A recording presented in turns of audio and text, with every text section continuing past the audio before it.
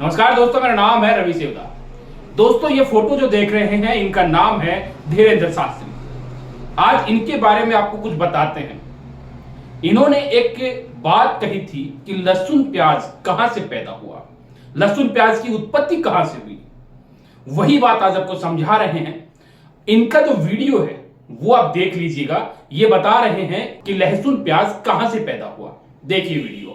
प्याज और लहसुन इसलिए नहीं पाई जाती क्योंकि प्याज और लहसुन का जन्म गंदगी से हुआ, राक्षस के मल से हुआ, इसलिए वो गंदक, उससे दुर्गंध बहुत आती। तुमने देखा होगा खा के मुंह बसाद, अगर बगल में कोई खा के बैठ जाए अलग मुंह बसाद। तो देवता अगर आना भी चाहे तो दुर्गंध के कारण देवता आ नहीं पाते हैं, हनुमान जी की कृपा हो नहीं पाती है क्योंकि वो राक्षस के मल से प्रकट हुई है। इसलिए प्याज और लहसुन खाना वर्जित है। अब विचित्र प्रश्न समाधान हो गया। अब दोस्तों मिलाते हैं आपको एक ऐसे और कथावाचक से जो इनसे भी इंटरेस्टिंग है।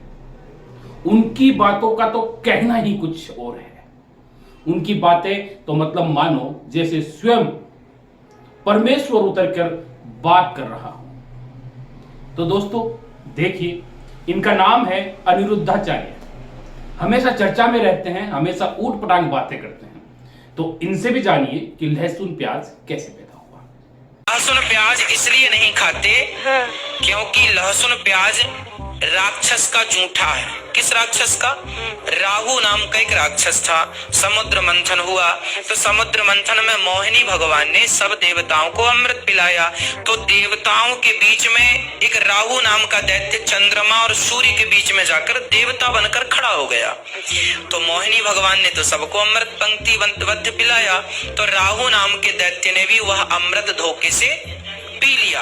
और जैसे ही पिया तो सूर्य चंद्रमा ने कह दिया ये तो राक्षस है। तुरंत भगवान ने सुदर्शन से सिर काटा। इतनी तेजी से सब हुआ कि राहु ने मुंह पे भरा अमृत कुछ तो अंदर लिया, कुछ भरा ही रहा, स्वाद ले रहा था उसका मजे से। तभी भगवान ने सिर काट दिया। और सिर काटा तो वो जो अमृत था, अब पेट तो अलग हो गया, धड़ तो अलग हो गया। तो अमृत उसके मुंह से टपकता हुआ जमीन में 2 बूंद गिर पड़ी। तो 1 बूंद बन गई लहसुन, 1 बूंद बन गई प्याज। तो आपने इन दोनों की बात सुनी।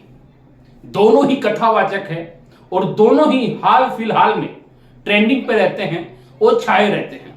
मगर दोनों की बातों में फर्क देखिए कितना है। पहले इनकी बात। प्याज और लहसुन इसलिए नहीं पाई जाती क्योंकि प्याज और लहसुन का जन्म गंदगी से हुआ, राक्षस के मल से हुआ। फिर इनकी बात। लहसुन प्याज इसलिए नहीं खाते क्योंकि लहसुन प्याज राक्षस का जूठा है। किस राक्षस का? राहु नाम का एक राक्षस था। दोनों में आपने फर्क देखा। दोस्तों, ये लोगों को मूर्ख बना रहे हैं। आपको दिखाने का मकसद सिर्फ इतना ही था कि इन दोनों की हकीकत, इन दोनों की करतूतें आपके सामने आ जाए। ये दोनों ही दुनिया को मूर्ख बना रहे हैं और जो पंडाल में जो लोग बैठे हैं इनको मूर्ख बनाने का काम ये दोनों लगातार कर रहे हैं, वो किसी भी माध्यम से।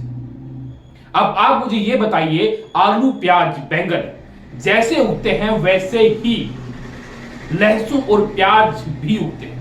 तो फिर ये हम कैसे कह सकते हैं कि वो राक्षस, यानी वो जो भी ये बता रहे हैं उस हिसाब से पैदा हुआ?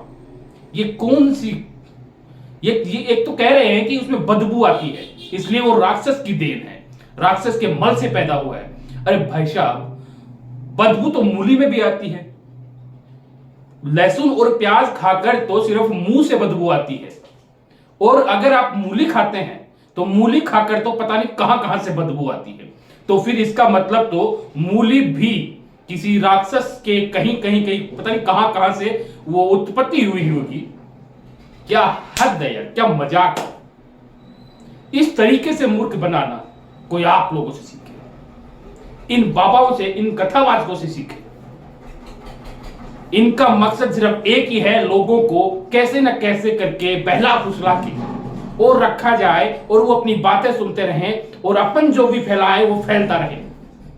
ऐसा थोड़ी ना होता है। आधुनिक जीवन, आधुनिक जमाना है। आजकल कंप्यूटर, मोबाइल का जमाना है। तो इनकी बातें आप कितनी गौर करके मानोगे? क्या आपको नहीं लगता कि इनको नेग्लेक्ट करके, इनको इग्नोर करके आपको कुछ आधुनिक सोचने की जरूरत है, कुछ विज्ञान के हिसाब से भी सोचने की जरूरत है। इन लोगों का काम, इन पाखंडियों का काम सिर्फ इतना ही है कि ये लोगों को मूर्ख बनाते हैं। बिना कहीं अनसुनी बातें ये लोग घड़ते हैं, आपको सुनाते हैं और अपनी दुकान चलाते हैं, अपनी दुकान चमकाते हैं, हजारों लाखों करोड़ों रुपए कमाते हैं। आज का कहना सिर्फ इतना ही था, आपको समझाना था, इन दोनों पाखंडियों की पोल खोलनी थी। अभी के लिए नमस्कार, धन्यवाद।